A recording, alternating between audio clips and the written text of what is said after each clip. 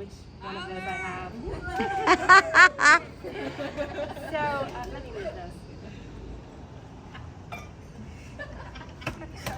When Simon asked me to perform and told me I'd have 12 minutes, I didn't know what to say. No man has ever given me that much time before. So, thank you to Simon for hosting this show, and to Contrast Artisan, the best brewery in Chamblee. Let's give it up for them. Yay! So, people seem surprised when I get up here. I'm not sure what I should look like to signal that I'm going to be or trying to be funny. In any case, I've decided to take it as a compliment. Like I just don't look damaged enough for this. But after I start telling some jokes, you'll find out I am. I live with my 2 teenage sons and my dog Mila, but there's room for only one bitch in the house, and it's me. So we've all heard of resting bitch face. Well, clearly I have that, but apparently I also have resting bitch voice, the double whammy. I know you can't tell, but I'm happy to be here tonight. I hope my face and voice don't offend anyone. I'm really super sweet on the inside, way down deep on the inside. So I'd like to thank my parents, without whom I wouldn't be here tonight. And by that I mean I wouldn't have so much fucked up stuff to work out through comedy. So let's talk about parenting styles. My parents were very hands-off. I was left to fend for myself, and I turned out just fine, obviously.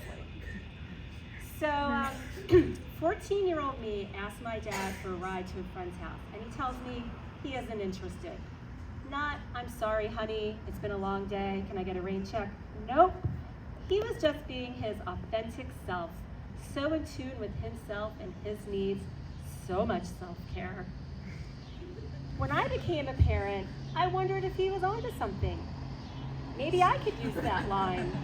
Like when my son tells me he needs new shoes, I could say, I'm just not interested in your feet.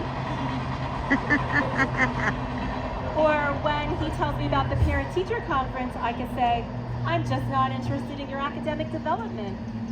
Or especially when he asks me for a ride to his soccer game, I could say, I'm just not interested in watching your shitty team lose again.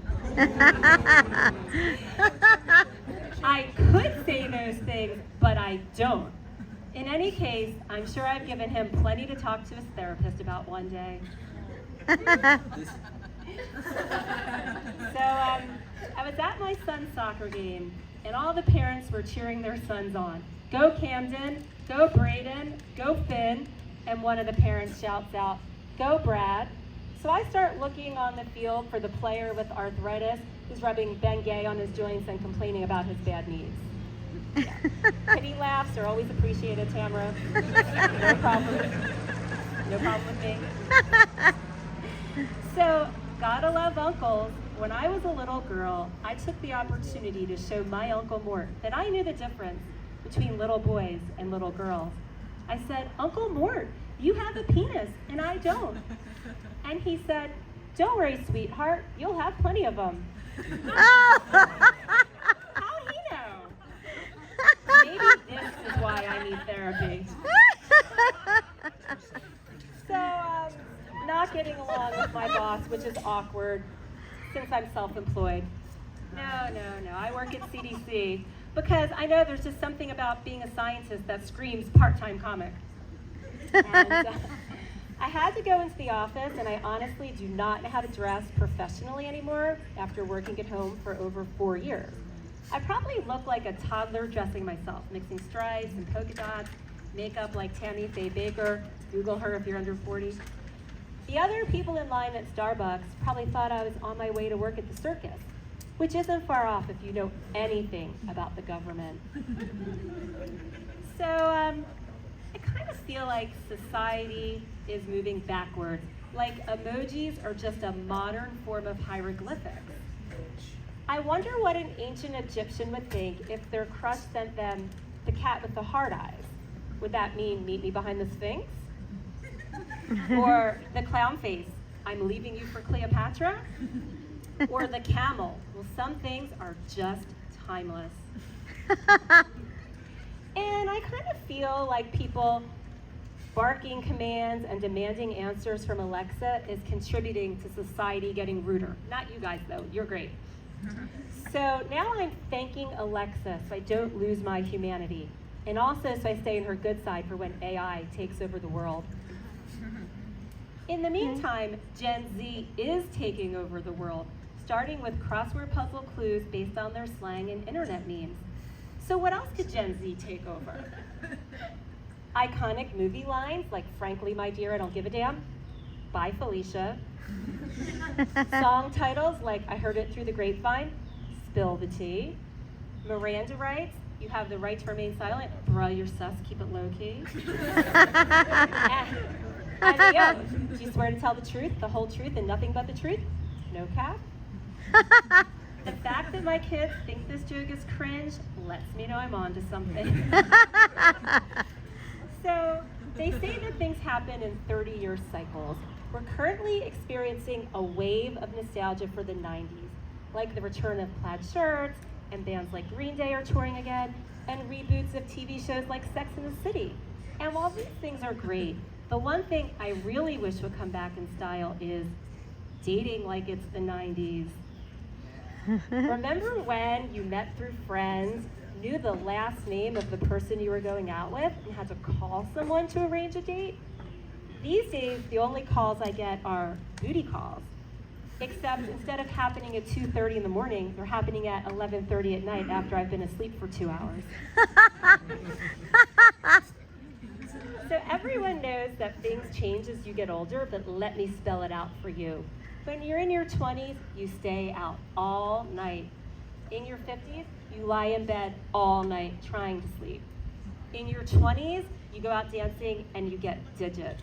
In your 50s, you go out dancing and you get a pulled muscle. In your 20s, you go to a rave. In your 50s, you rave about your brand new Dyson vacuum with all the attachments that you got on Amazon. Bonus if it's on sale. Yay! So, does anyone else feel like they're being judged by their Amazon driver? Like you're just too lazy to leave the house, so instead you're cutting an old cotton t-shirt into strips and tying it around your bleeding leg while you wait for your Band-Aids to be delivered in 2 days? Okay, not just me, hopefully. So occasionally Amazon doesn't have what I need and I have to order it from Walmart. And then there's that awkward moment where the Amazon driver and the FedEx driver show up at the same time and I feel like I've been caught cheating. And I say things like, we're just friends and this is the first time and I promise it won't happen again. So, anyway. So, you know how there's some women who love babies? Well, that's not me.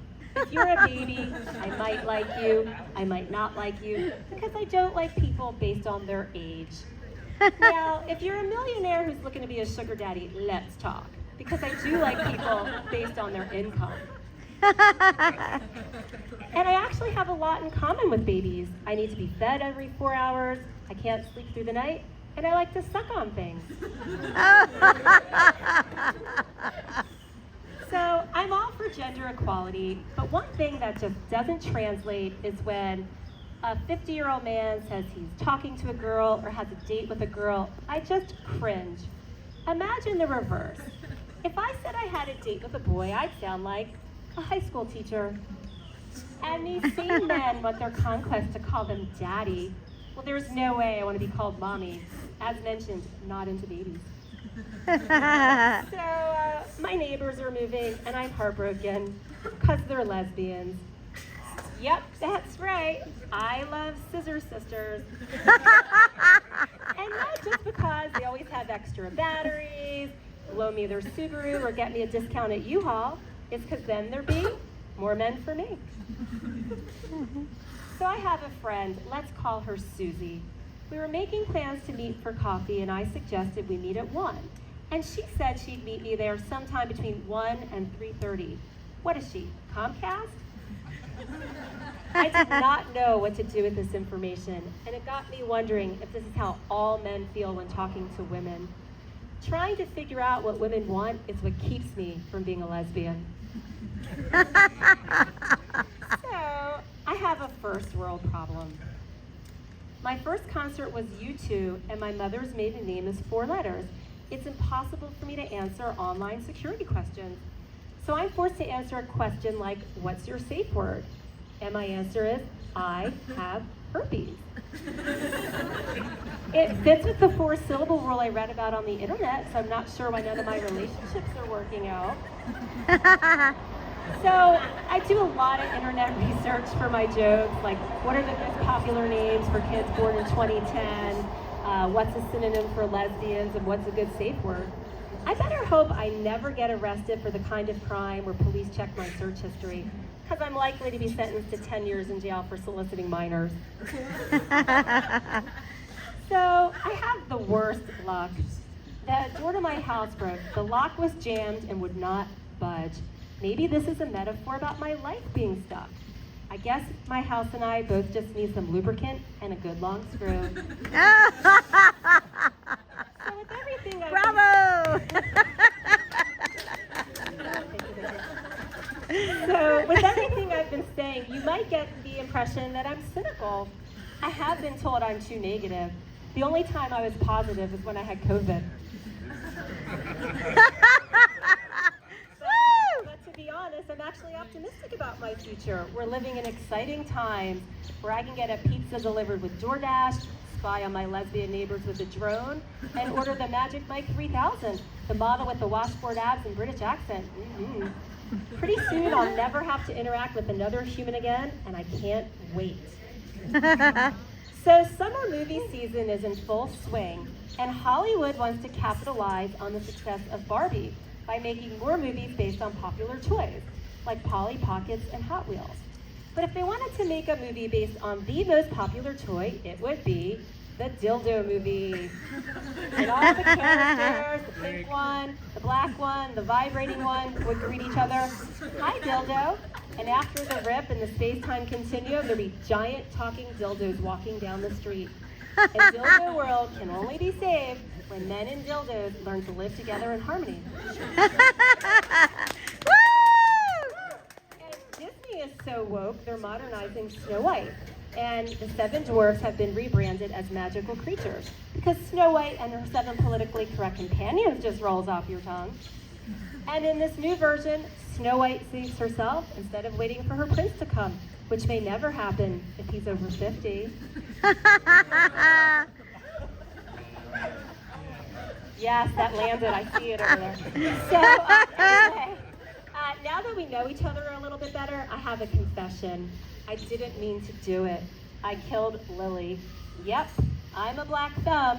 Don't ask me to water your plant when you go out of town, but please do ask me to watch over your filthy rich, elderly, almost blind grandfather who'd be willing to sign whatever I put in front of him. Well, that's it for me. I could tell more jokes, but I'm not interested.